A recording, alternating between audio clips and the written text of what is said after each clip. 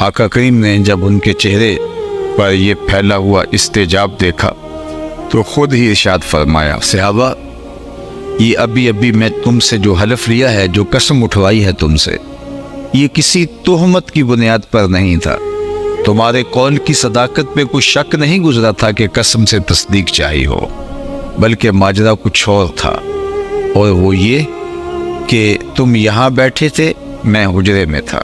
اتانی جبریل علیہ السلام، میرے پاس وہاں جبریل امین حاضر خدمت ہوئے، فاخبرنی ان اللہ یباہی بکم الملائکہ، تو انہوں نے مجھے حجرے میں آ کے کہا، حضور آپ یہاں بیٹھے ہیں، ذرا باہر تو نکل کے دیکھیے، آپ کے صحابہ کے اس عمل پر جو وہاں بجا لا رہے ہیں، اللہ فرشتوں میں ناز کر رہا ہے، اللہ فخر فرما رہا ہے کہ دیکھو میں نے ان کو نعمت دی، کتنے قدردان نکلے، اس نعمت کا شکرانہ ادا کر رہے۔ اللہ اکبر۔ آج کی بابرکت محفل کے حوالے سے ہم توقع رکھتے ہیں کہ اللہ اسے قبول فرمائے، اور ہو سکتا ہے یہ میری اور آپ کی نجات کا سبب اور ذریعہ بن جائے۔ اللہ فرشتوں سے فرمائے، دیکھو 1500 برس بیت گئے ہیں، یہ آج بھی بیٹھ کے اس نعمت کا شکرانہ ادا کر رہے۔ باقی جہاں تک حضور کی صورت میں ملنے والے اللہ کے اس انعام کے شکرانے کی بات ہے، تو یہ ایک شام کی محفل میلاد کیا، ساری زندگی حضور کے نام لگا دیں، حق کے شکر پھر بھی ادا نہ ہو۔ ہمارا بال بال قرض رسالت میں جکڑا ہوا ہے، ہمارے بدن پہ اتنے بال نہیں ہیں جتنے رسول اللہ کے احسانات ہیں۔ میں اور آپ اپنی زندگی کے ایک ایک لمحے کو، اپنی زندگی کے ایک ایک گوشے کو حضور علیہ الصلوۃ والسلام کے فیوز و برکات سے منور پاتے ہیں، اور اگر وہ جلوہ گر نہ ہوتے تو آج ہم کہاں کھڑے ہوتے۔ خدا شناسی تو بڑی دور کی بات ہے، میں کہتا ہوں ہم خود شناس بھی نہ ہوتے اگر آپ نہ آتے، ہمیں خود ہی کا تعقل بھی نہ ہوتا اگر آپ جلوہ گر نہ ہوتے، ہماری خود سے ملاقات نہ ہوتی اگر حضور نہ آتے۔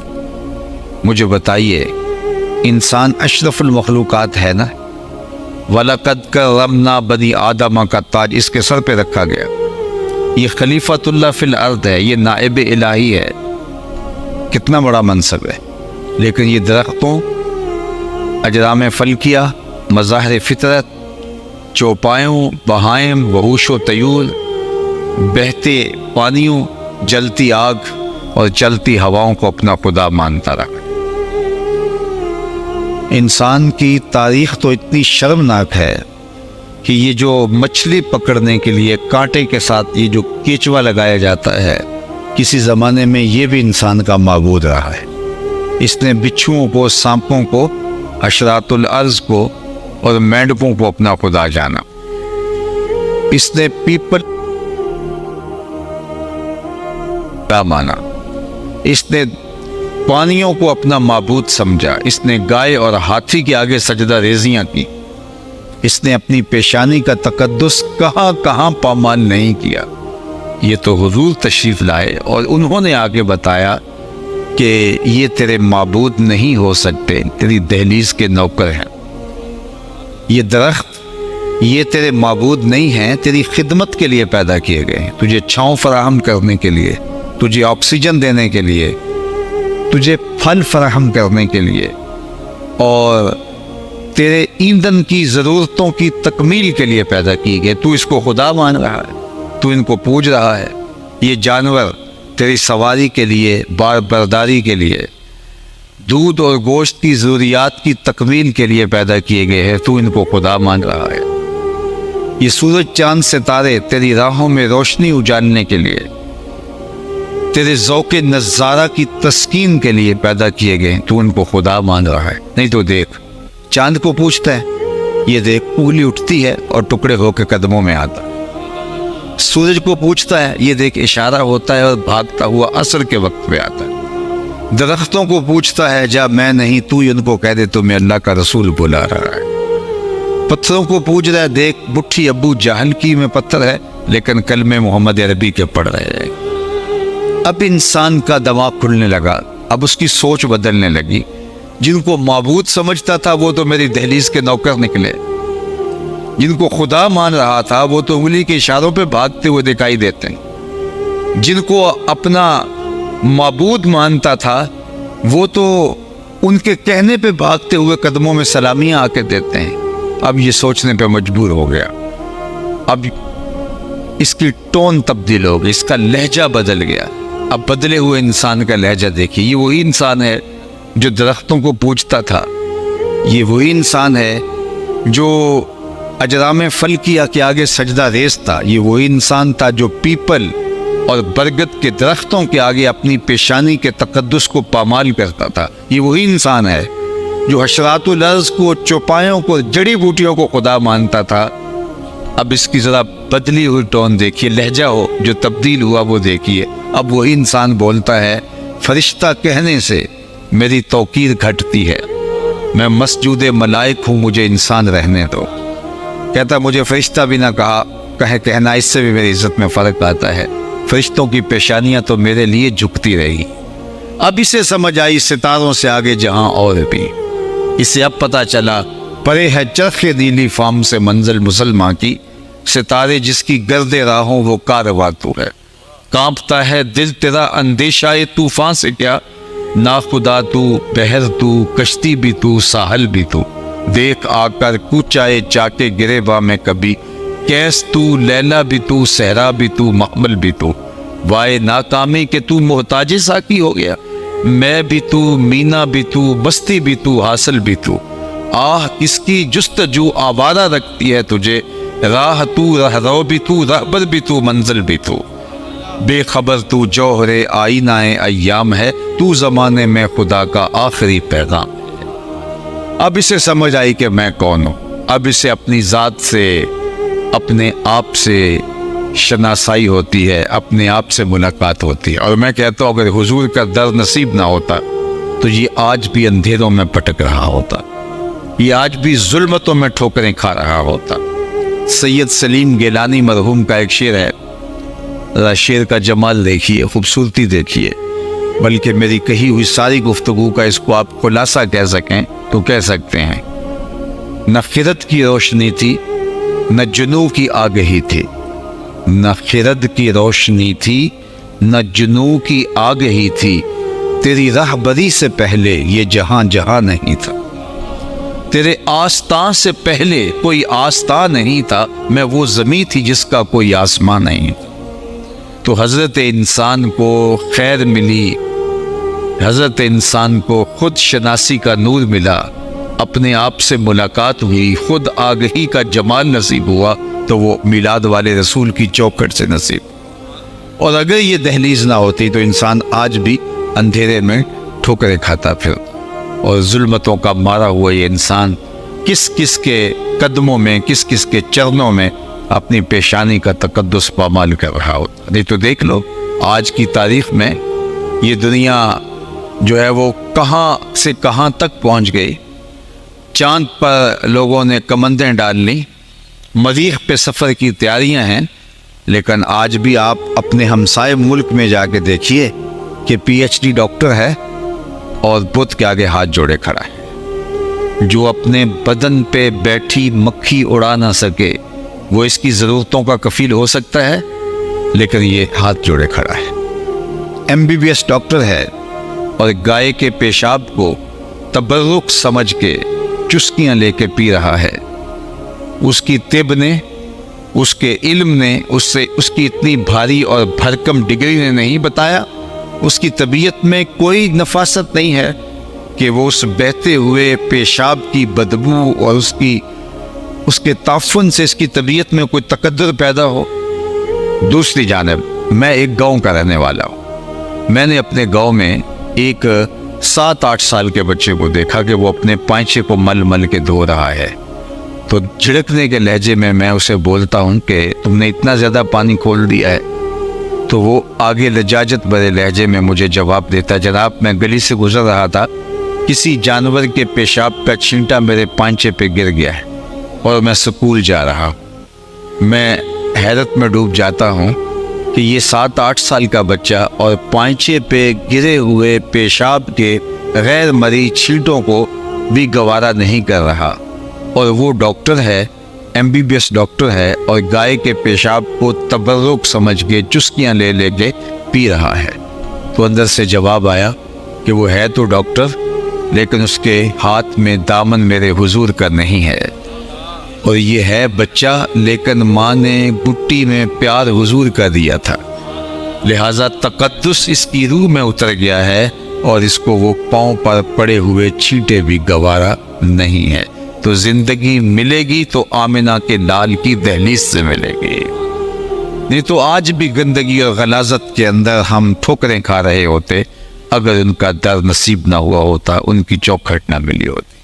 تو ان کی دہلیز پہ پہنچنا ہی زندگی کے قرینے کو حاصل کرنے کا سبب و ذریعہ ہوا، ورنہ آج بھی ہم ظلمتوں کے مارے ہوئے کہاں کہاں ٹھوکریں کھا رہے تو مجھے آپ بتائیے کہ حقیقی باپ اپنی بیٹی کو اپنے ہاتھوں سے زندہ درگور کرتا ہے۔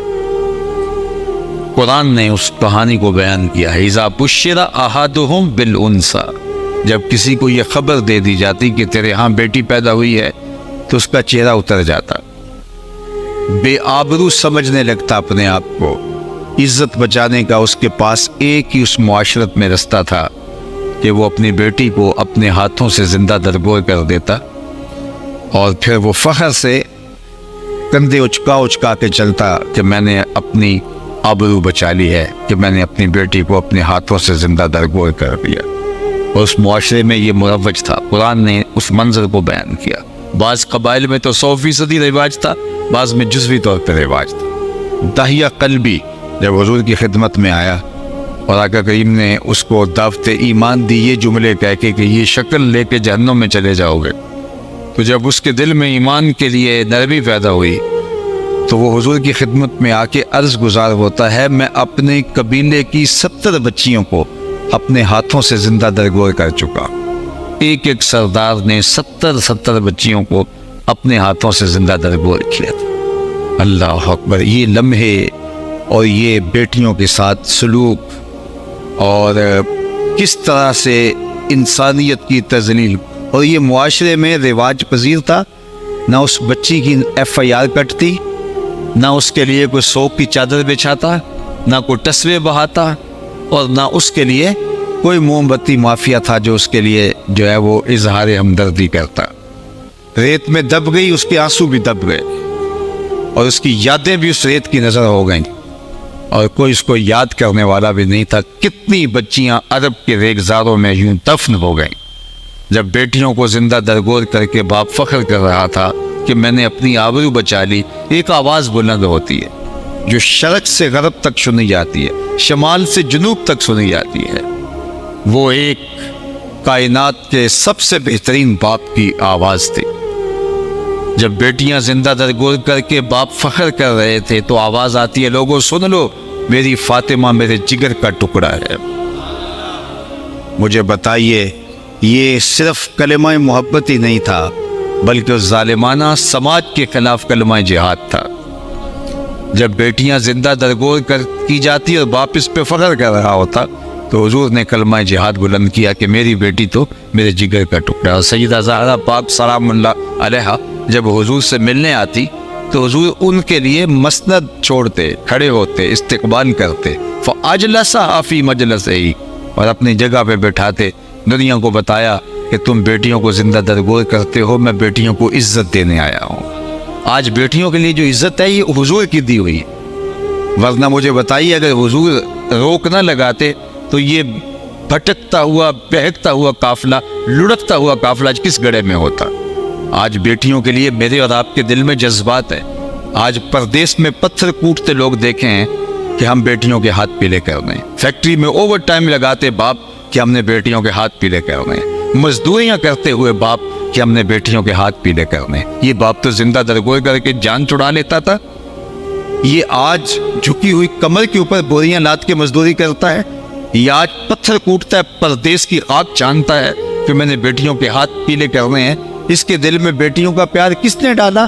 یہ تو ذبح کرتا تھا، یہ تو زندہ درگور کرتا تھا۔ آواز آئی میلاد والے رسول نے۔ ایک زمانہ تھا کہ آج کل تو خیر فیشن بن گیا اور بڑی تیزی کے ساتھ دنیا بدل رہی ہے، لیکن یہ آج سے 25 سال پہلے کی بات غالباً ہے۔ ہمدرد ہال لٹل روڈ پہ ہماری ماہانہ رس قرآن کی ایک نشست ہوا کرتی تھی، تو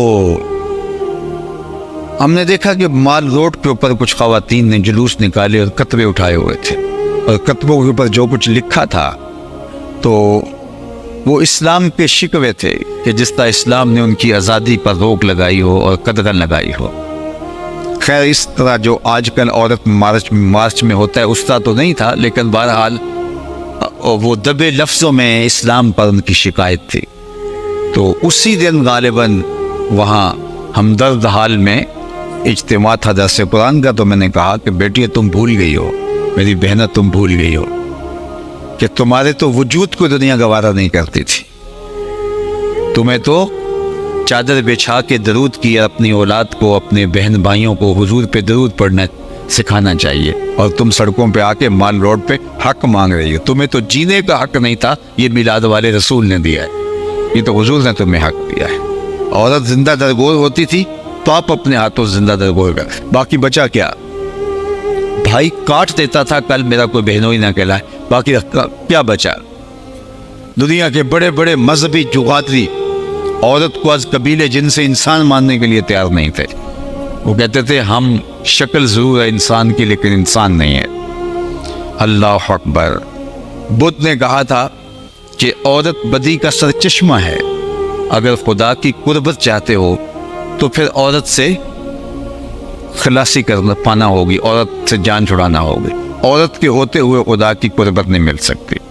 عیسائیت کے اندر بھی یہ جو فادر کا تصور ہے یہ اسی سے ماخوذ ہے، وہ کہتے ہیں ہم قربت الہی کے لیے تجرد اختیار کریں گے، عورت ہوگی تو پھر خدا کے قرب کے راستے میں رکاوٹ بنیں گے۔ اللہ اکبر۔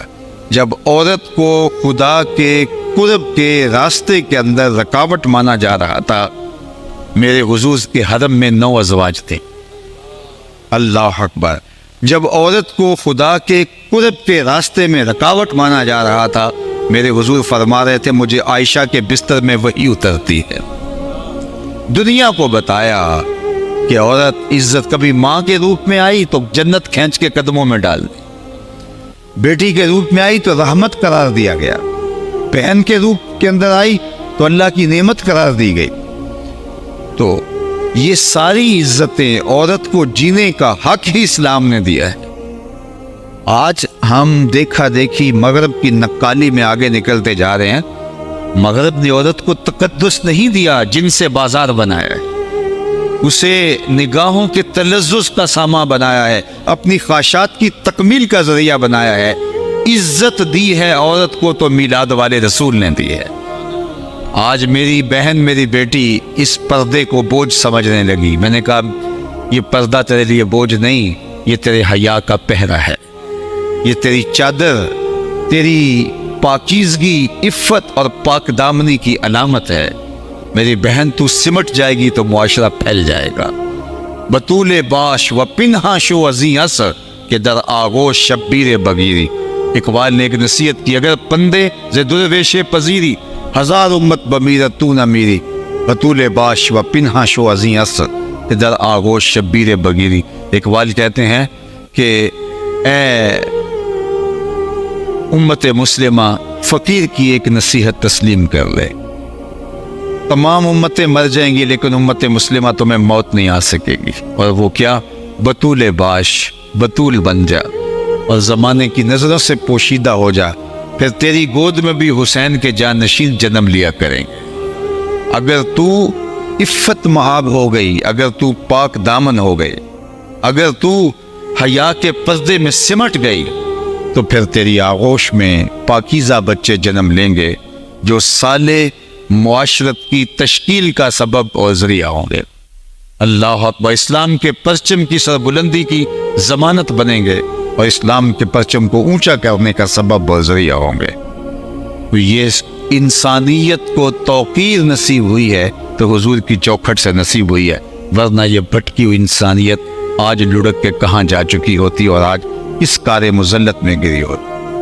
غلام آقا کا جوتا دھوپ سے اٹھا کے چھاؤں میں رکھ دے तो आका इस पे भी कोड़े मारता कि तूने मेरे जूते को मेरे इज़्न के बगैर छुआ ही क्यों है। अल्लाह अकबर। जब मुआशरे में ग़ुलाम की ये हैसियत थी, इकबाल ने कहा था ना, ग़ुलामी क्या है ज़ौक़ हुस्न व ज़ेबाई से मारूमी, जिसे ज़ेबा कहें आज़ाद बंदे हैं वही ज़ेबा। भरोसा कर नहीं सकते ग़ुलामों की बसीरत पर कि दुनिया में फ़कत मर्दाने हुर की आँख है पीना। ग़ुलाम की क्या हैसियत होती है? ग़ुलाम तो आका के हुक्म का पाबंद होता है। वो जो हुक्म खड़ा रहे तो खड़ा रहे। आका कहता है बैठ जाओ तो बैठ गया। उसकी तो अपनी मर्जी नहीं होती, उसकी तो अपनी ख्वाहिश नहीं होती। ग़ुलाम आका का जूता भी बगैर इज़्न के छू नहीं सकता था। जब ये ग़ुलामों की हैसियत थी तो मेरे हुजूर मिराज से वापस पलटते हैं और बिलाल हबशी को बुला के बोलते हैं, तू कौन सा नेक अमल करता है, मैं जन्नत में तेरे कदमों की आहट सुनता रहा हूँ। क्या ख्याल है, ऐसे एक जुमले ने दौरे ग़ुलामी की सारी थकन उतार नहीं दी होगी? ग़ुलामी का खात्मा किसने किया है? ये आप मिलाद के मौसमों में आली मर्तबत उलमा से सुना होगा कि जब हुजूर की विलादत हुई तो सवैबा ने जाके अबू लहब को जाके खुशखबरी दी कि तेरे मरहूम भाई के यहाँ बेटा हुआ। उसने इशारे से कहा जा तू आज़ाद है। फिर उसका जो फ़ायदा हुआ ये एक अलग बाब है, लेकिन मैं आपकी तवज्जो जिस समत ले जाना चाहता हूँ कि हुजूर ने सहने कायनात पे कदम रखा, ग़ुलामी की जंजीरें टूटने लगी।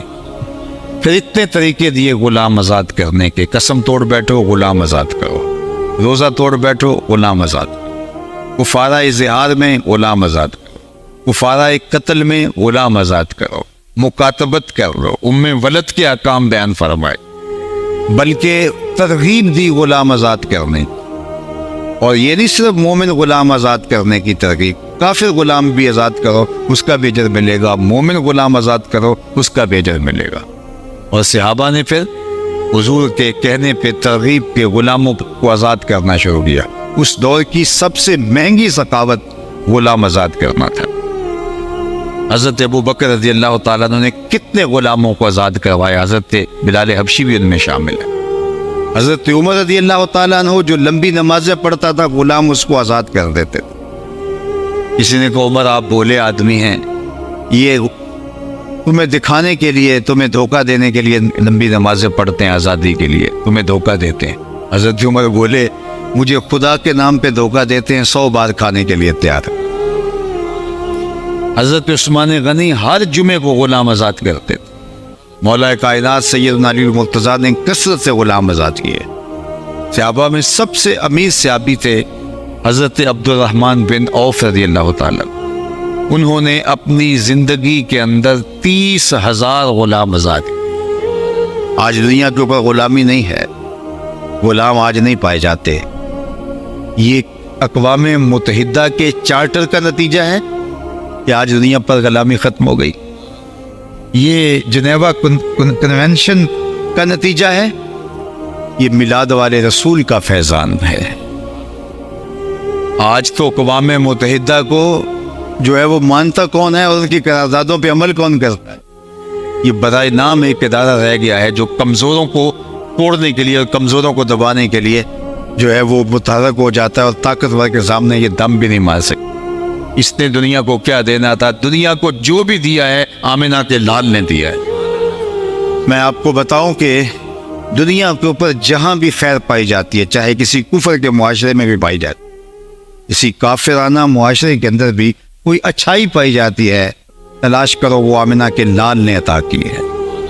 उन्होंने उस चौखट से ली। हमारी बदकिस्मती कि हमने हुजूर की सीरत नहीं ली, हमने सिर्फ हुजूर का नाम लिया है, हुजूर का पैगाम नहीं लिया।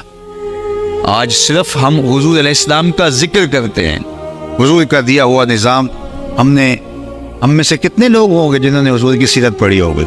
ज़रा अपने अंदर उतर के देखें, मैं अपने अंदर उतर के देखूं, हम में से कितने लोग होंगे बड़े बड़े दाना बीना सियासत के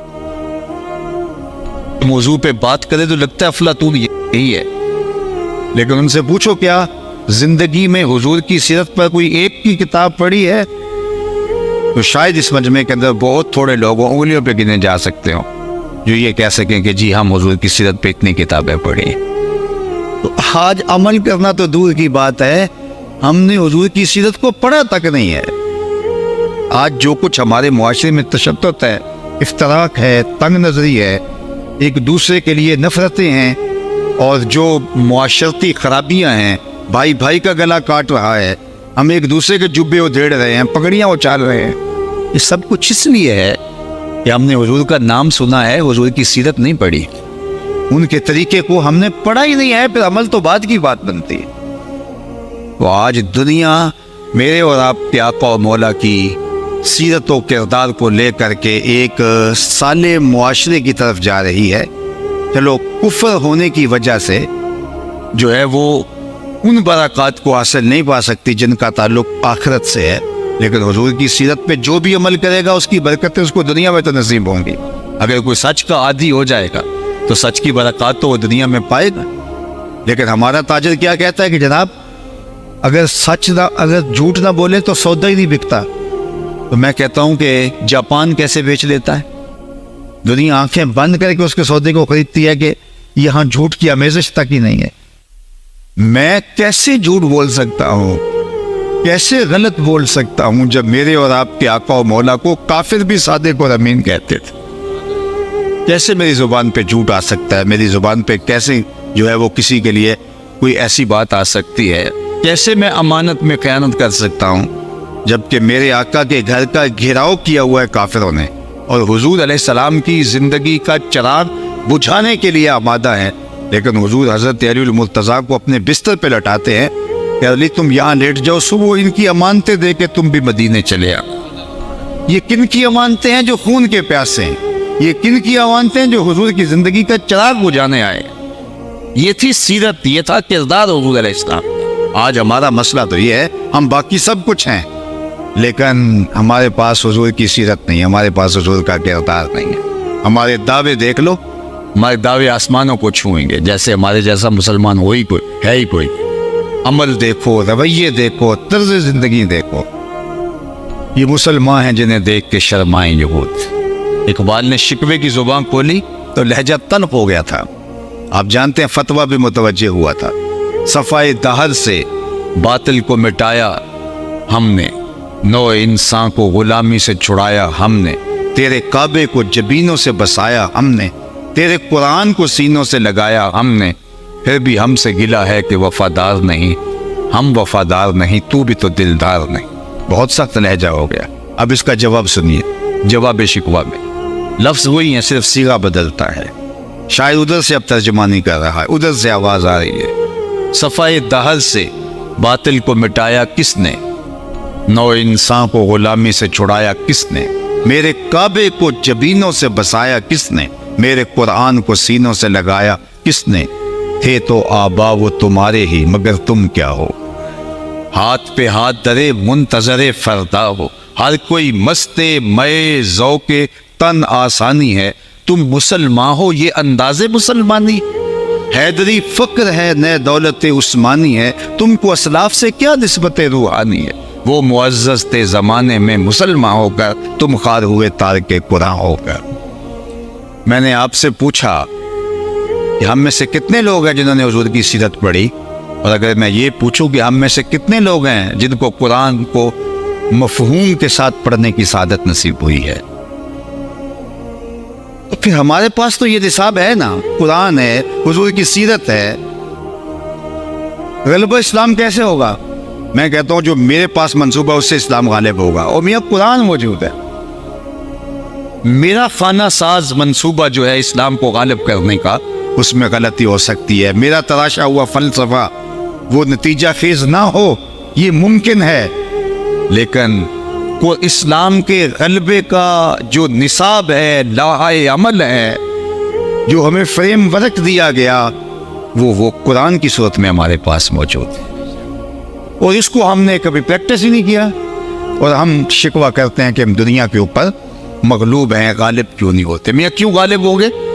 تمہارے رب نے تمہیں ہوم ورک دیا، تمہارے نبی نے اپنی سیرت تمہارے سامنے رکھی کہ یوں زندگی گزارو، پھر غالب تم ہی ہو گئے۔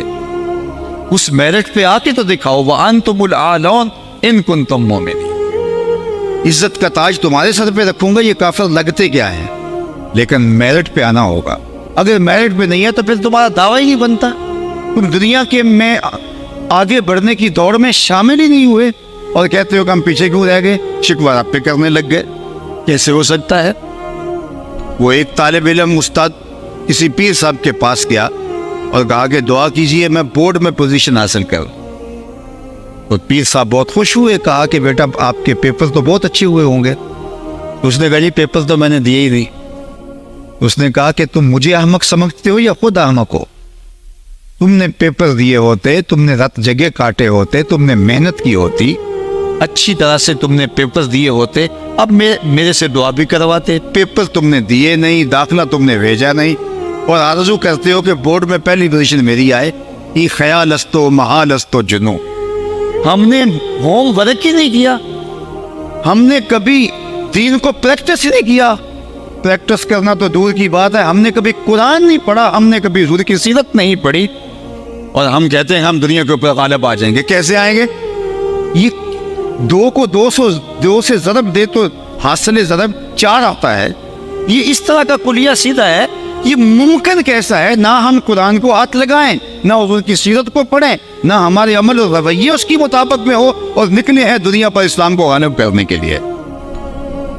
یعنی ہمیں فہم، سوچ، سمجھ کہاں ہماری جو ہے وہ گھاس چرنے چلی گئی. یہ جو نصاب دیا گیا یہ ہے نصاب قرآن، یہ ہے نصاب حضور کے فرامین، یہ ہے حضور کی سیرت. اب اس پر عمل کرو، دنیا پر تمہیں تمہارا غالب کرے گا. ہم نے کبھی نہ سیرت کھول کے دیکھی، نہ قرآن پڑھ کے دیکھا، اور چلے ہیں اسلام کو غالب کرنے. تو ہم کیا خود فریبی میں مبتلا ہیں یا لوگوں کو دھوکہ دے رہے ہیں؟ یہ مجھے سوچنا ہوگا کہ میں کھڑا کہاں ہوں، میرا دعویٰ کیا ہے، اور میرے پاس جو اسلام کے غلبے کا، دنیا کے اوپر اسلام کو غالب کرنے کا جو خواب تھا، وہ شرمندہ تعبیر کرنا تھا. یہ میرا مشن تھا. لیکن اس کے لیے جو مجھے دیا گیا ہے میں نے تو اس پر عمل پیرا ہونا تو دور کی بات ہے. اس کھول کر بھی دیکھا اس کتاب کو، اس کتاب کے اندر لکھا گیا ہے کہ چلنا کیسے ہے. تو عالی مرتبہ سامعین، ہم اس کتاب سے جڑنا ہوگا قرآن کے ساتھ، لیکن ہم نے اس قرآن کو بھی اپنے مقاصد کے لیے استعمال کیا. کوئی فوت ہو گیا تو اصالِ ثواب کے لیے پڑھنے لگے، بلکہ اقبال نے تو قلم توڑ دیا. ببندے صوفی و ملا اسیری حیات از حکمت قرآن گیری، پا آیاتش ترا کار جزی نیست، کیا زیاسی نے ہو آسان بمیری. اقبال کہتا ہے تو جاہل صوفی اور کاہل ملا، ان کے پھندے میں پھنس گیا. اس مولوی نے اور اس پیر نے تجھے قرآن سے دور کر دیا. قرآن سے تجھے صرف اتنا سروکار ہے، جب تیرے بوڑھے کی روح اٹک گئی سورہ یاسین لے کے بیٹھ گیا. سورہ یاسین پڑھو، اس کی روح آسانی سے نکل جائے. اقبال کہتے ہیں اس میں کوئی شک نہیں کہ سورہ یاسین سے اس کو فائدہ ہوتا ہے، لیکن بولے مجھے افسوس ہے اس قرآن سے بھی تو نے مرنا ہی سیکھا، کاش اس سے جینا سیکھ لیا ہوتا. اس سے بھی تو نے مرنے کی راہیں تلاش کی، کاش اس قرآن سے جینا سیکھا ہوتا. یہ کامل، مکمل اور اکمل نصاب ہے ایک اچھا انسان بنانے کے لیے. ہم اچھے انسان بنیں گے تو اسلام نافذ ہوتا چلا جائے گا. پہلے میرے وجود پہ قو انفسکم واہلیکم نارا، پھر میرے گھر والوں کے وجود پہ، پھر ہمسایوں پہ، پھر محلے پہ اسلام یوں نافذ ہوگا. ہم کس طرح کرنا چاہ رہے ہیں اور اس کا نظام کیا ہے. بلکہ اقبال نے آگے چل کے آن کتاب زندہ قرآن حکیم، حکمت او لا یزال استو قدیم، آگے چلیں گا فاش می گوئم آن کے در دل مزمرست، یہ کتاب نیز چیزیں دیگرست. مجھے اگر کھل کے پوچھے تو میں بتاؤں یہ کتاب نہیں، یہ کوئی اور ہی شے ہے. یہ پستیوں سے اٹھا کے اوج ثریا تک پہنچا دیتی ہے. لیکن ہم نے اس قرآن سے اپنے ربط کو ہی قائم نہیں کیا، اپنے رشتے کو ہی قائم نہیں کیا. عالی مرتبت سامعین، 3 گھنٹے کی تقریریں اور پھر اس سے بھی آگے اگر میں ساری رات بھی آپ کے سامنے جو ہے وہ بات کرتا رہوں، اگر ہمارے پاس عمل نہیں ہے تو کوئی نتیجہ. کانوں کا تلذذ تو ہو سکتا ہے لیکن زندگی عمل سے بنتی ہے. آئیے میں اور آپ عہد کریں. اگر میں چاہتا ہوں کہ اسلام غالب ہو، اگر آپ چاہتے اسلام غالب ہو، آپ اگر چاہتے ہیں کہ اس ملک میں حضور کی شریعت کا، حضور کے دین کا، حضور کے نظام کا نفاذ ہو، تو پھر ہمیں سب سے پہلے اپنے آپ کو بدلنا ہوگا. میرے استاد فرمایا کرتے تھے یہ نہ ہو کہ لوگ تمہیں پوچھے تم کون ہوتے ہو اور تمہیں بتانا پڑے ہم مسلمان ہوتے ہیں. آپ فرمایا کرتے تھے میاں نہ کسی کو پوچھنے کی نوبت آئے اور نہ تمہیں بتانے کی ضرورت. تمہاری وضاقتہ سے لے کے طرز زندگی تک، انداز معاشرت سے لے کر طریقے حیات تک ایسا ہونا چاہیے تم دور سے آ رہے ہو لوگ کہیں وہ دیکھو حضور کا غلام آ رہا، نور آنکھوں میں تو چہروں پہ اجالے ہوں گے، مصطفیٰ والوں کے انداز نرالے ہوں گے، دنیا میں بھی ان کے دم سے مقدر چمکا، محشر میں بھی ان کی رحمت کے حوالے ہوں گے۔ تو آئیے میں اور آپ اپنے آپ کو حضور کے لائے ہوئے نظام کی مطابقت کے اندر ڈال لیں اور ایک صالح معاشرت کی تشکیل کے اندر اپنا بھرپور کردار شامل کریں۔ باقی ساری رات کی گفتگو سے بھی نتیجہ نہیں ہوگا اگر میں اور آپ اپنی زندگی کو نہ بدلیں۔ صحابہ اللہ کے رسول سے 10 آیتیں سیکھتے تھے، اگلی 10 تب سیکھتے تھے جب پہلی 10 پہ عمل کر چکے ہوتے تھے۔ ہم نے تو کبھی کوشش بھی نہیں کی ان پہ 10 پہ عمل کر لیں پھر آگے بڑھیں گے۔ ہم نے تو سارا دین جو ہے وہ ایک جلسے سے لینا ہوتا ہے، ایک جلسے میں ہم پورا دین حاصل کرنا ہوتا ہے، دین نافذ کر دینا ہوتا ہے۔ ایسا نہیں ہوتا، اپنے آپ کو ہمیں بدلنا ہوگا، اپنی زندگی کو تبدیل کرنا ہوگا اور ان کے لائے ہوئے طریقے کے مطابق اپنے آپ کو ڈالنا ہوگا، پھر جو ہے وہ پوری کائنات پھر ہماری ہوگی۔ بلکہ اقبال نے کہا تھا کہ محمد سے وفا تو نے تو ہم تیرے ہیں۔ یہ جہاں چیز ہے کیا؟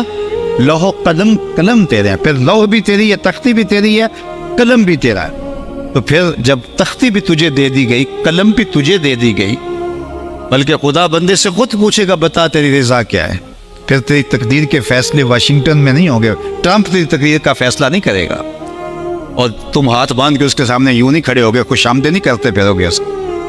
اگر تم نے مان لیا، تم نے حضور سے وفا کا رشتہ مستحکم کر لیا، تو تقدیر کا قاضی خود پوچھے گا میرے بندے بتا تیری رضا کیا، جو تو چاہے گا وہی لکھا جائے گا۔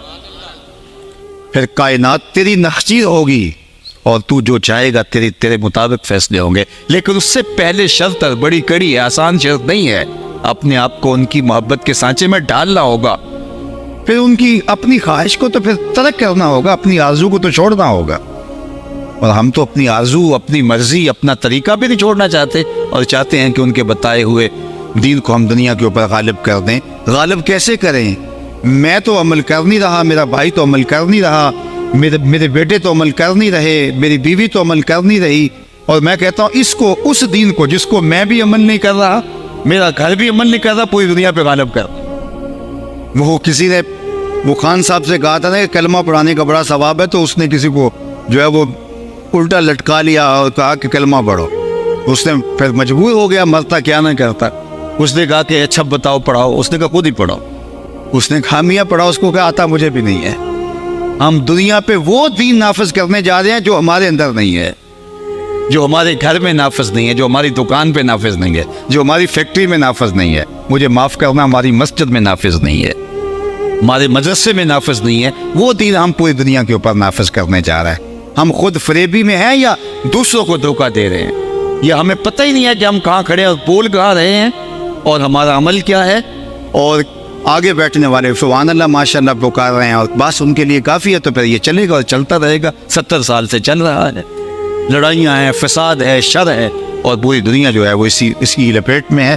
تو ہمیں حضور کے لائے ہوئے دین کے مطابق سب سے پہلے اپنے آپ کو ڈھالنا ہوگا، پھر اللہ ہماری مدد بھی کرے گا۔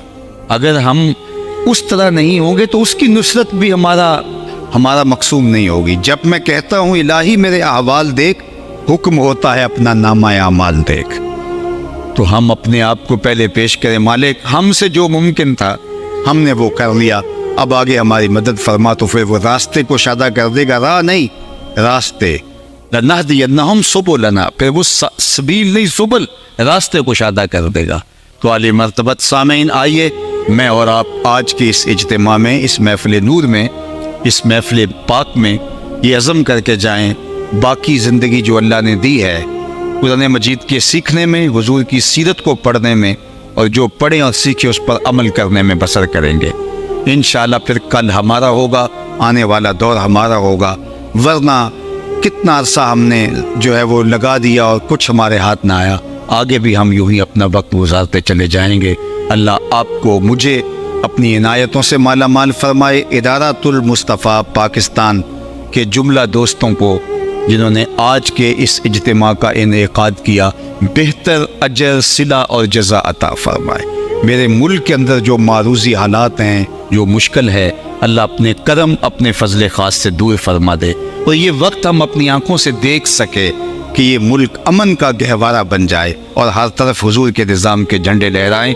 اور اس کے لیے میں نے عرض کیا سب سے پہلے ہمیں اپنے عمل کو پیش کرنا ہوگا۔ وآخر دعوانا ان الحمد للہ رب العالمین۔ آئیں میرے ساتھ تشریف